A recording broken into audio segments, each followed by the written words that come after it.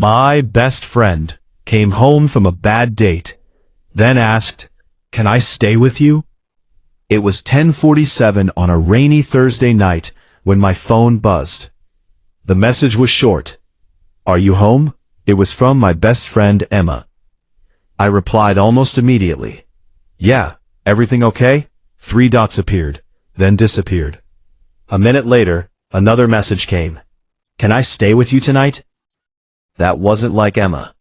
She was independent, organized, and the kind of person who always had a backup plan. If she was asking for help, something had gone seriously wrong. I told her to come over. 15 minutes later, there was a knock at my door. When I opened it, she was standing there with a small backpack and tired eyes.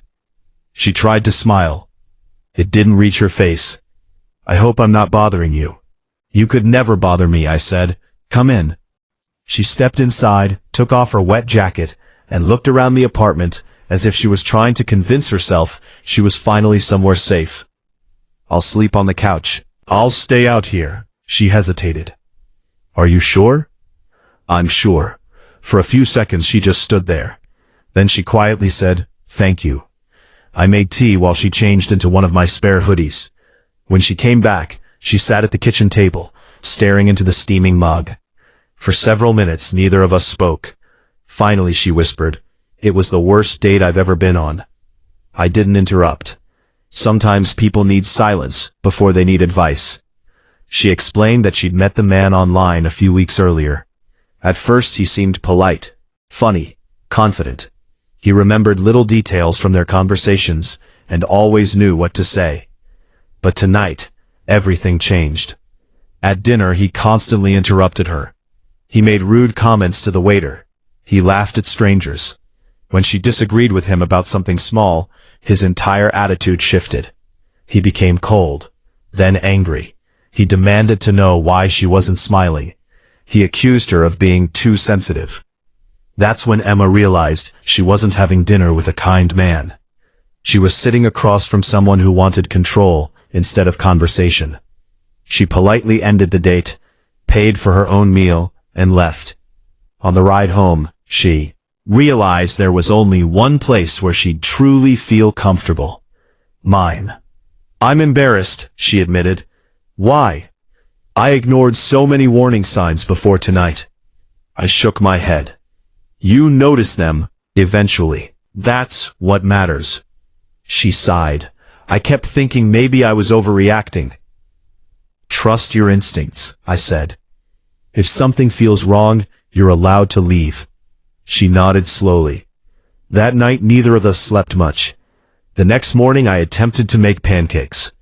Attempted. The first batch looked more like bird frisbees. Emma laughed for the first time since arriving. "You know," she said, "you're a terrible cook." I prefer the term creatively experimental. She laughed even harder. It felt good to hear.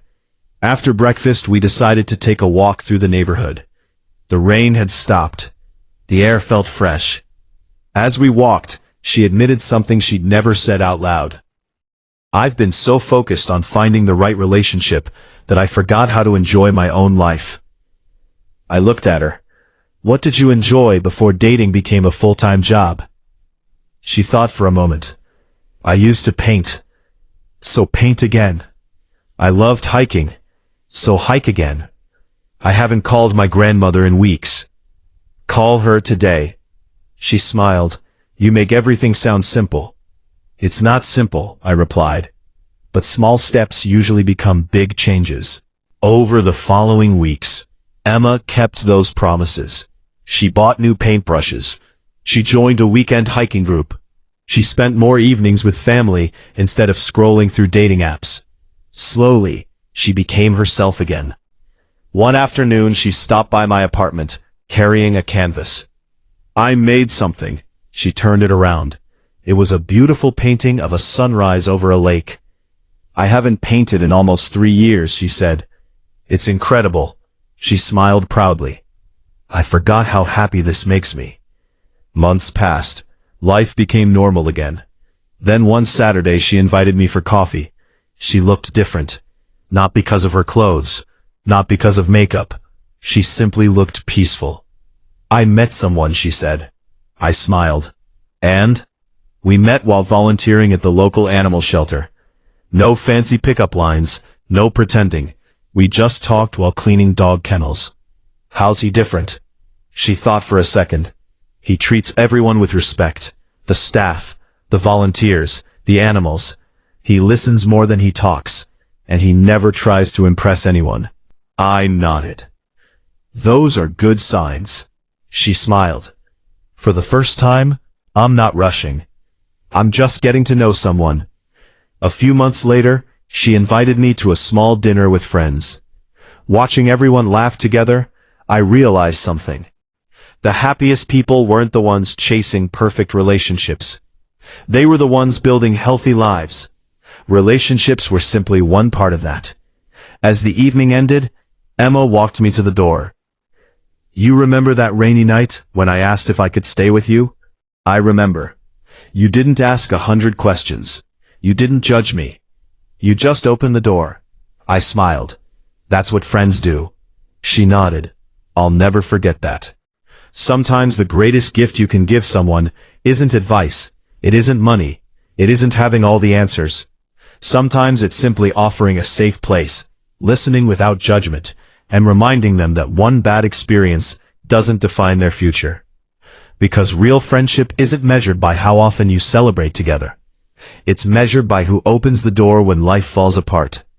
And if you're lucky enough to have a friend like that, never take them for granted. They might be the reason you find the strength to keep moving forward. The end. If you'd like, I can also write a more suspenseful, emotional 9-minute version with bigger twists while keeping the friendship at the center.